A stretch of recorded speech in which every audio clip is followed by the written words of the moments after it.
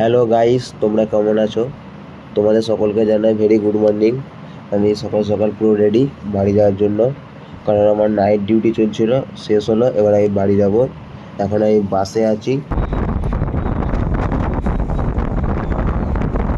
বাস থেকে নামতে না নামতেই আমার ট্রেনের অ্যানাউন্সমেন্ট চালু হয়ে যায়। আমাকে ছুটে যেতে হয় ট্রেনটা ধরার জন্য। গিয়ে দেখি ট্রেন হালকা রানিং নিয়ে নিয়েছে। কিছু করার নেই, আমাকে নাহলে বাড়ি যেতে আমার লেট হয়ে যাবে। সেই জন্য আমাকে রানিং ট্রেনেই উঠে পড়তে হলো। তোমরা এইভাবে কেউ রানিং ট্রেনে উঠবে না, যে কোনো মুহূর্তে বিপদ ঘটে যেতে পারে। এগুলো ওটা উচিত নয়, কিন্তু আমার দেরি হয়ে যাবে বলে আমি উঠে পড়লাম। ফাইনালি তারকেশ্বর পৌঁছে গেলাম, কিন্তু সকাল থেকে কিছু খাওয়া নেই, তাই তারকেশ্বর প্ল্যাটফর্মে দাঁড়িয়ে এক কাপ চা খেয়ে নিচ্ছিলাম। ফাইনালি আমি চা খেয়ে বাড়ি চলে আসি। এখন আমি দাদা কাপড় ওখানে বসে আছি, একটা পার্সেল আসবে সেটা নেওয়ার জন্য। দাদার কাপড় কল, এখানে সব ধরনের কাপড়ের ডিজাইন তৈরি করা হয়। কাপড় হোক, চুড়িদার হোক, সব কিছু জিনিসেরই ডিজাইন দেওয়া হয়।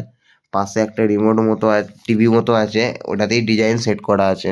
অনেকক্ষণ বসে থাকার পর আমার পার্সেল চলে আসে। পার্সেলটা কি আছে এখন আমি বলছি না, আমি বাড়ি যাই।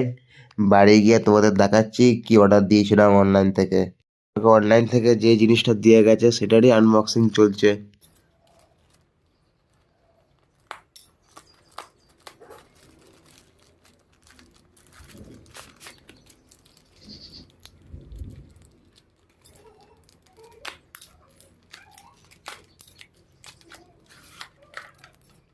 এই ফ্লিপকার্ট থেকে দুটো ফেস ওয়াশ অর্ডার করেছিলাম অ্যাভনের, যেটাই মাত্র দিয়ে গেছে। এর দাম হচ্ছে 380। আমার কাছে সুপার কয়েন ছিল বলে আমি 350 টাকায় পেয়ে গেছি।